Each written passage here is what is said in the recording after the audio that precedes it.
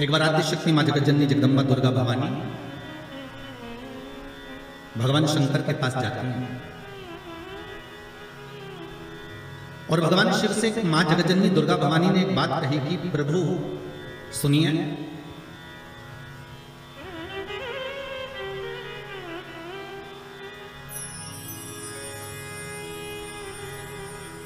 मैं जहां जहां पर हूं, मां जगदम्बा कह रही है कि मैं जहां जहां पर हूं प्रभु आप वहां वहां पर हो ना। शंकर जी बोले बिल्कुल, जहां शक्ति है वहां शिव है, मैं वहां पर हूं।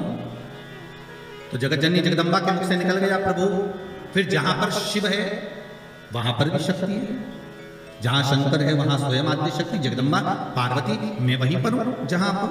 शंकर भगवान ने कहा सुन पार्वती, तू जहां पर है वहां पर शंकर है। मैं विश्वास रखकर इस वचन को निश्चित कर देता हूं कि जहां पार्वती है वहां शंकर है, वहां शिव है। पर पार्वती मैं ये नहीं कह सकता कि जहां शंकर है वहां पार्वती।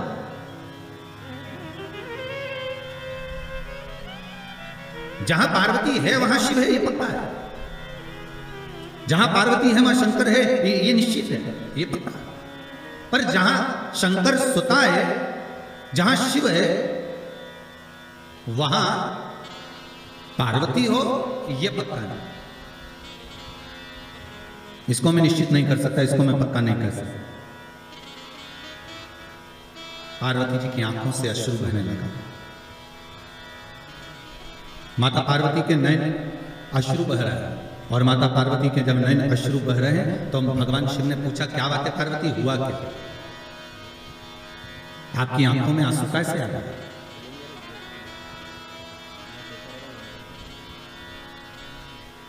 ये अश्रु क्यों आ रहा है, किस लिए?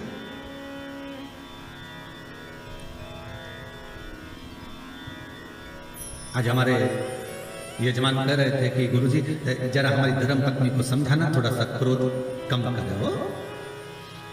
तो हमने कहा जरा तुम अपनी धर्म पत्नी से बात करवाइएगा। तो उन्होंने अपनी धर्म पत्नी से बात कराई तो उनको देखकर लगा कि क्रोध तो करती होंगी पर यह भी पक्का है कि इनका स्नेह पति के प्रति ज्यादा ही होगा। क्योंकि शिव महापुराण की कथा कहती है कि पार्वती ने शंकर भगवान से 2 वर मांगे थे काशी की भूमि में। पार्वती जी ने शंकर भगवान से 2 वर मांगे थे। पहला वर माता पार्वती ने शिव जी से मांगा था कि पहला वर दीजिए जिस पति पत्नी में झगड़ा हो उसमें प्रेम बहुत बढ़े। तो शंकर भगवान ने कहा तथास्तु। तो उसका एक असर तो आज दिख गया, ठीक है। मतलब जब बात सामने आ जाए तो समझ लो कि मतलब शिव जी ने जो वर दिया था वो गलत नहीं गया, कि जहां पर प्रेम बहुत हो, पार्वती जी कह रही है कि ऐसा वर दो जहां प्रेम, जहां झगड़ा होगा वहां प्रेम जरूर होगा। तो वहां प्रेम बना हुआ है, वहां इसने बना हुआ है। और दूसरा वर माता पार्वती ने मांगा था कि काशी में जो मरेगा, काशी में जिसके प्राण छूटेंगे उसको गुरु मंत्र आपको देना पड़ेगा। इसलिए भारत की भूमि के सबसे ज्यादा मुर्दे, भारत की भूमि के सबसे ज्यादा शव अगर कहीं जलते हैं तो वो काशी में जलते हैं। क्योंकि शंकर भगवान ने पार्वती को यह वर प्रदान किया था। अगर आप कह रही हो तो ठीक है कि काशी में जो मरेगा उसको गुरु मंत्र में दूंगा, पर पार्वती जी के मन में आया कि आपने तो कह दिया कि काशी में जो मरेगा गुरु मंत्र आप दोगे, पर प्रूफ क्या रहेगा, सबूत कि आपने गुरु मंत्र दिया। ये सबूत कहां से आया, ये सबूत का भान कहां से आया? तब भगवान शिव ने कहा क्या चाहती हो आप बताओ। तो पार्वती जी बोली आप हमको वर दीजिए कि काशी में जो मरेगा ना उसके सीधे कान में गुरु मंत्र आपको देना पड़ेगा। शंकर भगवान के हम तो उलझ गए, वर देके। कभी कभी अगर पति बोल दे पत्नी को तो क्यों चिंता करती है, मैं बैठा तो हूं। अरे एक अंगूठी क्या मैं तुझे 10 अंगूठी दिला दूंगा। तो पत्नी हमेशा याद करके वही बोलती है, करवा चौथ का चांद बार में देखती है, बोले अंगूठी की बोलती है। क्यों जी वो आपने बोला था तो वो कहा है। अब पार्वती मैया तो मौन। शिव जी ने पूछा पार्वती तो चुप क्यों गई? पार्वती जी बोली मेरा दूसरा वर कि काशी में जो मरेगा उसको गुरु मंत्र आपको देना पड़ेगा। तो वो गुरु मंत्र कब दोगे? शंकर भगवान ने कहा ऐसा कोई होता है कि संसारिक मनुष्य को, मानव को, ये मनुष्य को और गुरु मंत्र में, इस संसार के मानव को गुरु मंत्र में प्रदान करो, ये हो सकता है क्या? नहीं नहीं नहीं, मंत्र तो आपको देना ही पड़ेगा, मंत्र तो आपको देना ही, ठीक है। पर पार्वती, संसार के लोगों को अगर मैं गुरु मंत्र दूंगा तो उसमें श्रेष्ठता रहेगी क्या? पार्वती जी बोली क्यों नहीं रहेगी, आप तो मंत्र दीजिए बस। भगवान शिव ने वचन दे दिया, ठीक है तू बता, मैं गुरु मंत्र देने को तैयार हूं, मैं गुरु मंत्र दे देता हूं। क्या करना है? पार्वती जी ने कहा आप एक काम करना, मरने वाले के सीधे कान में गुरु मंत्र दे देना और सीधे कान में गुरु मंत्र देकर और उस कान को बस मोड़ देना। आप मंत्र देना और कान को मोड़ देना, मैं समझ जाऊंगी कि आपने मंत्र दे दिया। शिव जी ने कहा वचन दे दिया, ठीक है। तो इसलिए आज भी नियम है महाराज, दुनिया के लोगों का आज भी भाव ये वर्णन करता है कि काशी में मरने वाले का सीधा कान अपने आप टेढ़ा हो जाता है। आज भी लोग भाव में कह देते हैं कि काशी अभिमुक्त नगरी, काशी मोक्ष नगरी। और कितने किस्मत वाले हो भाई आप लोग, हो पंडितारा वाले, आपके यहाँ से तो काशी लगभग कितना होगा, 130 किलोमीटर के लगभग होना चाहिए, 130 किलोमीटर। कितने भाग्यशाली हो। शास्त्र कहता है काशी काशी काशी काशी 5 बार बोल ले जीव तो ही गंगा मैया का दर्शन हो जाता है, अभिमुक्तता प्राप्त हो जाती है, सहज थोड़ी ना काशी। तो पार्वती जी की आंख में आज अश्रु देखे, जब पार्वती जी की आंख में अश्रु देखे तो शिव जी ने पूछा बात क्या है, तुम बोलो आज पार्वती क्या हो क्या गया। पार्वती जी बोली बस बात इतनी सी है कि आप बोल रहे हो, मैंने कहा कि जहां मैं हूं वहां शंकर है, तो बिल्कुल पक्का, पर आप कह रहे हो जहां शंकर है वहां पार्वती नहीं है, जहां शिव है वहां पार्वती नहीं है। आखिर क्यों, किस लिए? शंकर भगवान कहते हैं औगड़दानी त्रिकालदर्शी कैलाशी मेरा शंभु, मेरा शंकर, मेरा ओघड़दानी, मेरा भूतेश्वर, मेरा भूतनाथ, मेरा त्रिकालदर्शी, मेरा महामृत्युंजय कह रहे हैं। अरे पार्वती तो जानती नहीं है, तो मुझे पहचानती नहीं। कुछ स्थान ऐसे हैं पार्वती जहां पर मुझे तेरे बिना भी रहना पड़ता है।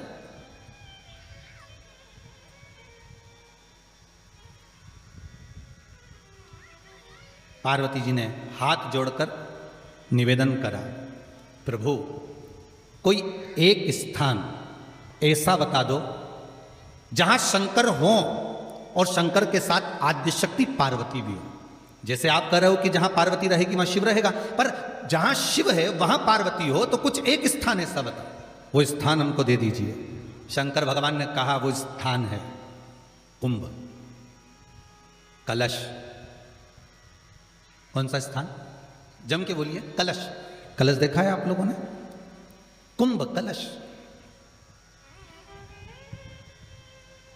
उस कलश में हे पार्वती, जहां शंकर है वहां तू भी विराजमान होगी, और केवल एक रूप में नहीं, सारी विद्याओं के रूप में तू उसमें संजू रहेगी। केवल एक कलश।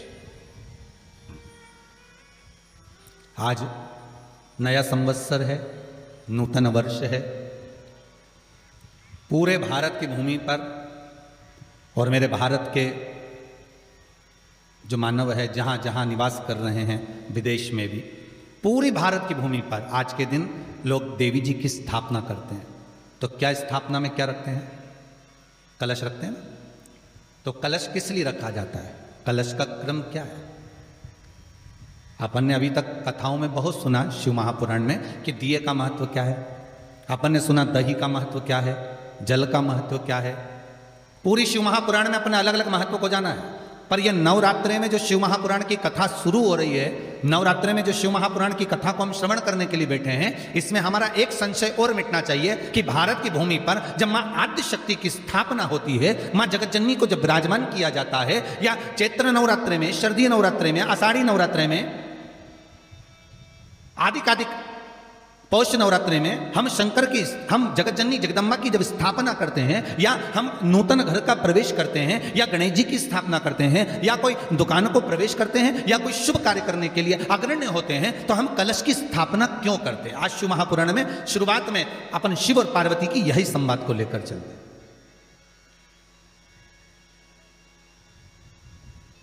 आखिर कलश में ऐसा क्या है? कलश के अंदर आखिर ऐसा क्या विराजमान है कि 33 कोटि देवता उस कलश के अंदर आकर बैठ जाते हैं महाराज।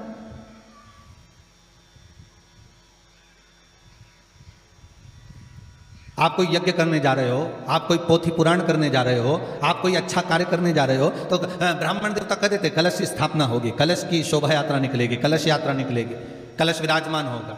और आज हर की पौड़ी पर, प्रयागराज में या उज्जैनी में, नासिक में जो बड़े बड़े कुंभ के मेले होते, कुंभ का मतलब भी तो कलश से होता है।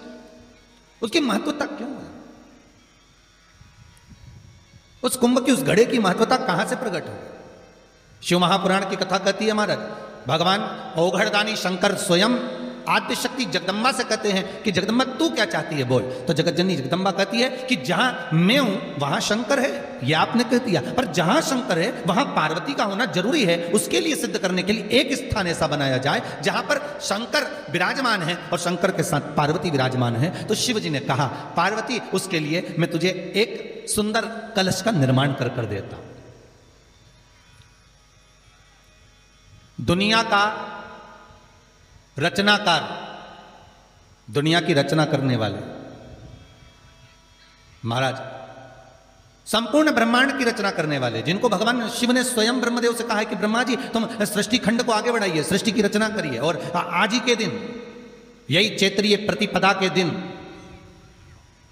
यही इसको कहते हैं नया संवत्सर, नया वर्ष। हिंदू धर्म में क्यों कहा जाता है? आज ही के दिन ब्रह्मा जी ने महाराज सृष्टि की रचना करना प्रारंभ करा था। आज ही के दिन भगवान शिव और ब्रह्मा का संवाद हुआ था। सीधे भगवान शंकर ब्रह्मदेव के पास जाकर बोले थे, हे ब्रह्मदेव आप सृष्टि की रचना करिए। तो ब्रह्मा जी ने पूछा था, सारे नक्षत्र आपने बनाए, सारे दिन आपने बनाए, सारी घड़ियां आपने बनाई, सारा पल आपने बनाया, मनुष्य की श्वास गिनती, काउंटिंग, अर्थात मनुष्य के शरीर की रोमावली, ये सब आपने निश्चित करी है। मनुष्य की कितनी धड़कन चलेगी, कितनी श्वास चलेगी, 21,600 श्वास जो मानव के शरीर से प्रतिदिन निकल रही है, 3.5 करोड़ रोम छिद्र जो मनुष्य के शरीर में बने हुए हैं, ये संपूर्ण बनाने वाले आप हो। एक एक घड़ी, एक एक पल, एक एक नक्षत्र, एक एक समय बनाने वाले आप हो, हर श्वास को बनाने वाले आप हो। तो आपसे मुझे कहना है कि एक निर्माणकर्ता ब्रह्मदेव, आप ब्रह्मा जी कर रहे हैं, तो एक काम करो ना कि सृष्टि की रचना भी आप करो। भगवान ब्रह्मा ने शिव जी से कहा कि सृष्टि की रचना आप करिए।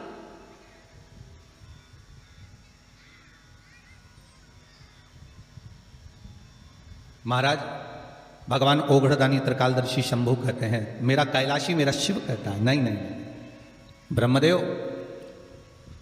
सृष्टि की रचना करने को तो हम कर दें, मना नहीं है, पर भगवान विष्णु की नाभि से आप प्रकट हुए।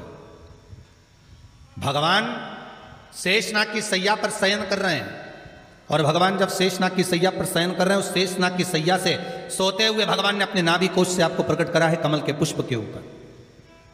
और आप भगवान की अंतः नाभि में, ब्रह्मदेव ना जाने हजारों वर्ष तक आप नाभि में प्रवेश करते गए, हजारों वर्ष तक आप नाभि के अंदर जाकर साधना करते रहे, और साधना करने के बाद भी आपको यह पता ना चल पाया कि आपका प्रागट्य बिंदु क्या रहा। ब्रह्मदेव सृष्टि की रचना आप करिए।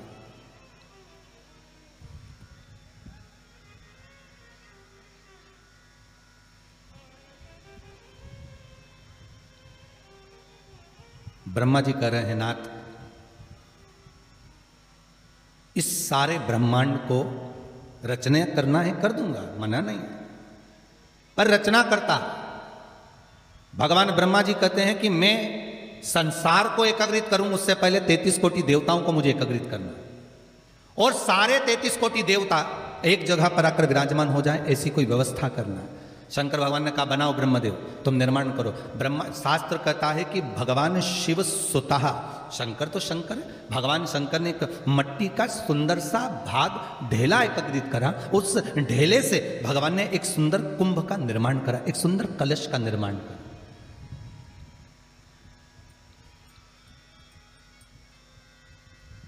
देखिए कितनी सुंदर कथा है।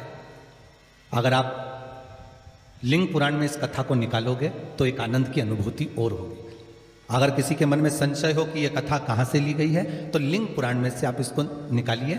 उसमें वर्णन किया गया कि सफेद मट्टी का शिवलिंग, लाल मट्टी का शिवलिंग, पीली मट्टी का शिवलिंग, काली मट्टी का शिवलिंग, उस शिवलिंग के निर्माण के पहले जब भगवान का पूजन करने के लिए पात्र की जरूरत पड़ी तो उस पात्र का निर्माण किसने करवाया? और सबसे पहला पात्र निर्मित, सबसे पहला पात्र का निर्माण ये तांबा, सोना, चांदी, पीतल, इनके पात्र तो बाद में बने साहब। सबसे पहला पात्र बना ही काय का था? जम के बोलिए जरा, काय का बना था? सबसे पहला पात्र था ये मिट्टी का। आज भी हिंदू धर्म में भले तुम्हारे घर में सोने के कलश हो, भले चांदी के कलश हो, भले तुम्हारे घर में पीतल और तांबे के पात्र रखे हों, पर आज भी अगर ब्राह्मण कहेंगे कि हमें कोई यज्ञ करना है, अनुष्ठान करना है, हमें ये स्थापना करना है, तो ब्राह्मण एक ही बात कहेंगे कि तांबा, पीतल, चांदी के हमें पात्र नहीं चाहिए। ब्राह्मण कहेगा मैं मिट्टी के कलश लाकर रखूं, हमें मिट्टी के कलश चाहिए।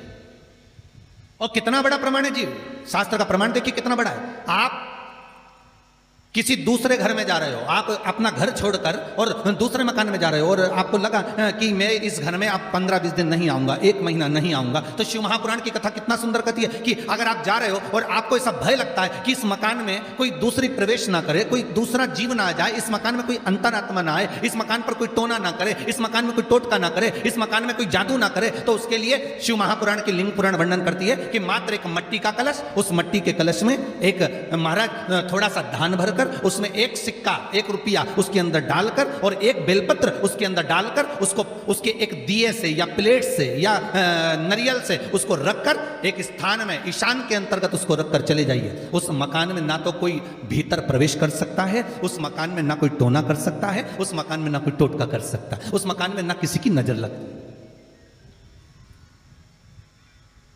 और वो पात्र कोई दूसरा नहीं होना, वो पात्र होना चाहिए मट्टी का कलश। मट्टी के कलश की बड़ी महत्वता है।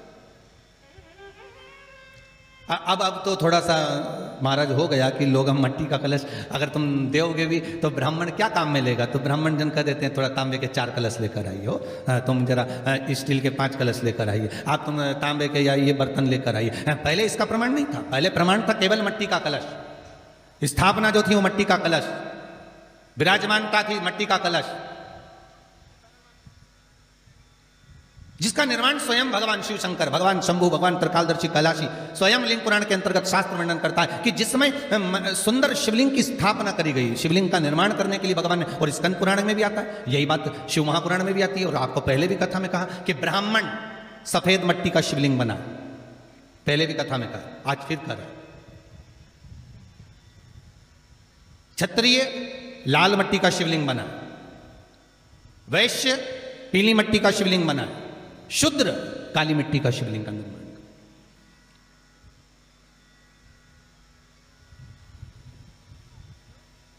काली मिट्टी का शिवलिंग का निर्माण।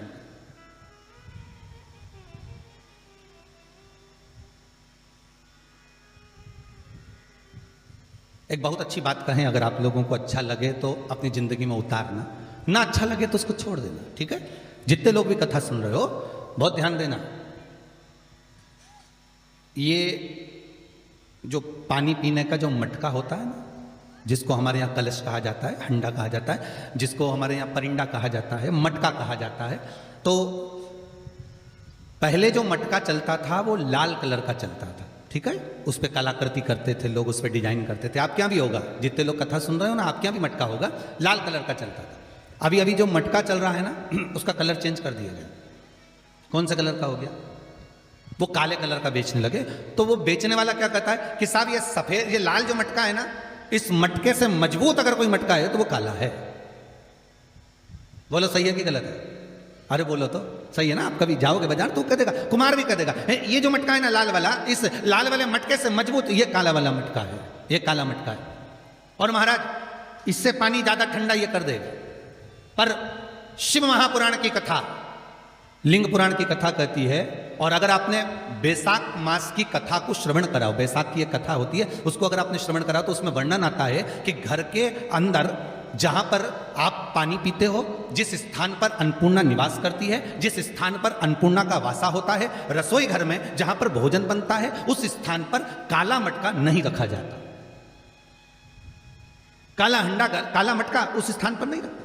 पर आज फैशन के हिसाब से अरे साहब वो ये मटका थोड़ा कम ठंडा पानी देगा तो ये मटका ज़्यादा ठंडा पानी देगा तो उसको काले मटके को रखें। पर हमारा शास्त्र कहता है काला मटका लोग रखते कहाँ थे? पहले जो शास्त्र रीति थी उस काले मटके को रखते थे जब मकान बनता था, जब प्रॉपर्टी बनती थी, जब जमीन बनती थी, जब जायदाद बनती थी, संपदा बनती थी, तो उस स्थान पर उस काले मटके को केवल नजरोटे के लिए, केवल हाय के लिए, केवल नजर के लिए रखा जाता था। उसको लोग लेना पसंद नहीं करते। पर आज के व्यक्ति को अगर कह दिया जाए कि ये 2 मटके रखे हैं साहब, लाल भी है और काला भी है, तो कौन सा पसंद करेगा? वो काला वाला ही दे दीजिए साहब, ये पानी ज़्यादा ठंडा करेगा, उसकी श्रेष्ठता रहेगी। नहीं, शिव पुराण कर रहे हैं, भगवान कुंभ का निर्माण कर रहे हैं, भगवान कलश का निर्माण कर रहे हैं, और भगवान स्वयं ब्रह्मदेव कर रहे हैं कि आप ऐसा निर्माण कर दो जिसमें 33 कोटि देवता स्वतः विराजमान हो जाए। तो भगवान ने उस कलश का निर्माण कर दिया। अब कलश का निर्माण करा तो स्वयं भगवान ब्रह्मदेव बोले, प्रभु इस कलश के अंदर मेरा स्थान कहाँ है? मेरा स्थान कहाँ है?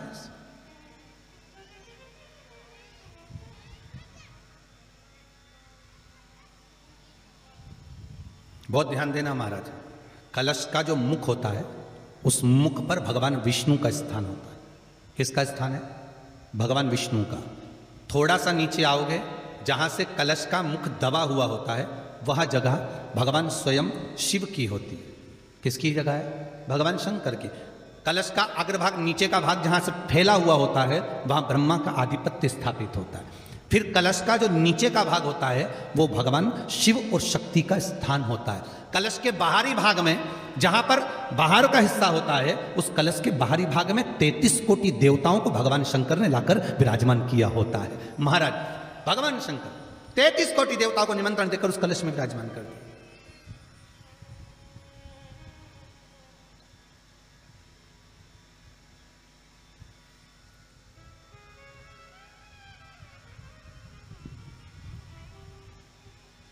कितना सुंदर लिखा है देवी भागवत के अंदर कि जहां कलश की स्थापना होती है उस जगह पर किसी देवताओं को बुलाने की जरूरत नहीं होती। 33 कोटि देवता उस जगह पर स्वतः विराजमान हो जाते हैं। स्वयं 33 कोटि देवता स्वयं वहां विराजमान। और कितनी महत्वता कलश की महाराज।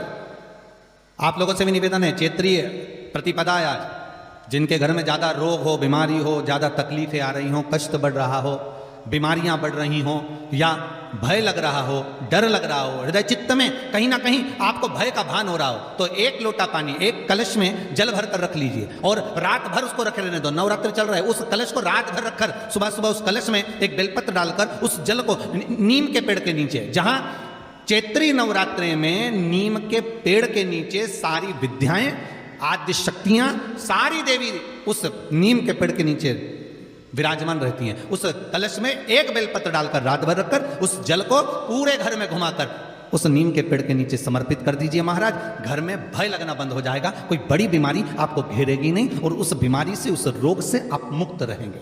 उस बीमारी से, उस रोग से आप मुक्त पाएंगे। वो बीमारी आपको घेर नहीं। कलश का भगवान निर्मित कर दे। ये कलश मेरा प्रतिबिंब है। अब कलश मेरा प्रतिबिंब है ये तो कहा, पर भगवान शिव के पास में आकर स्वयं कामदेव की धर्म पत्नी रति रो पड़ी। आंखों से आंसू बह रहे। कामदेव की धर्म पत्नी रति रो रही है। शिवजी अपनी साधना में लीन थे। भगवान शंकर नेत्र बंद करके शिव आनंद में विराजमान थे। नेत्र बंद बाबा।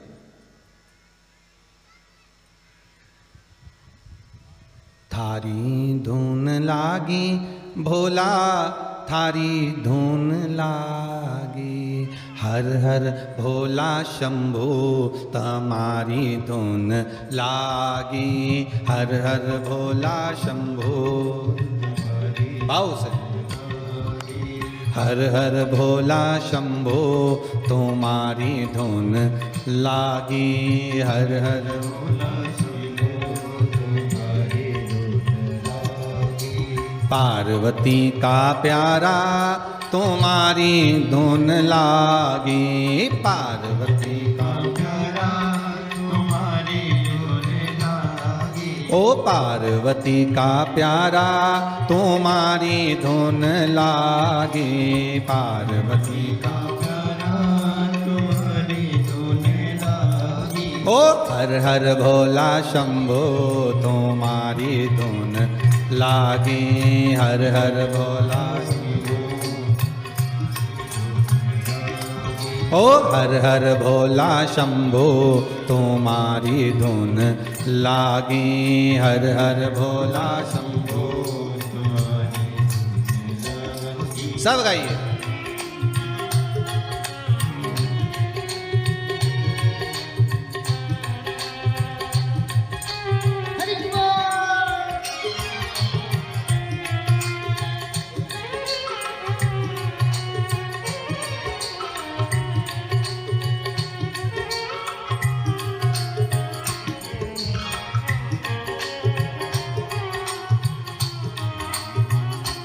देखो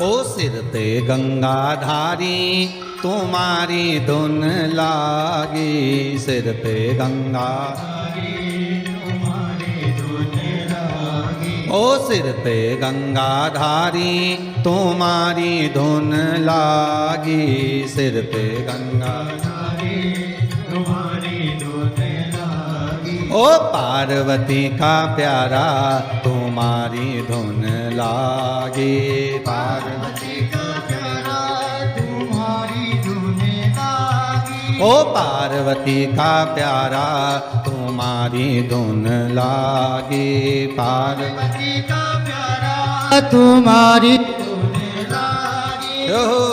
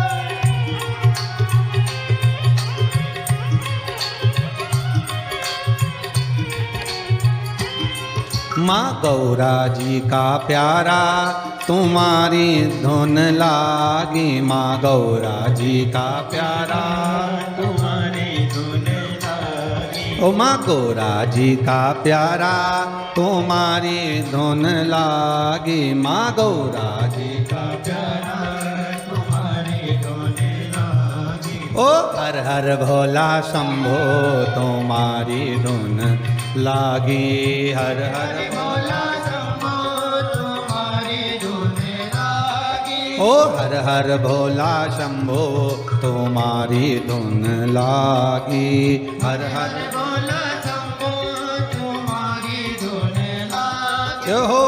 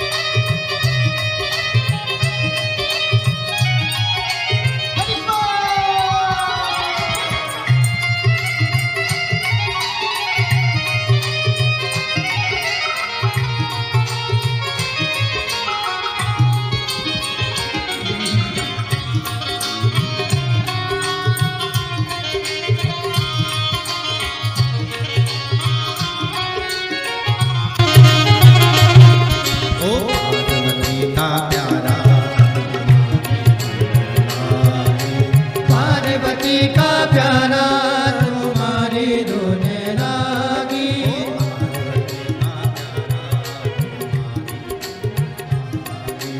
पार्वती का प्यारा तुम्हारी धुने लागी। हर हर बोला शंभो तुम्हारी धुन लागी।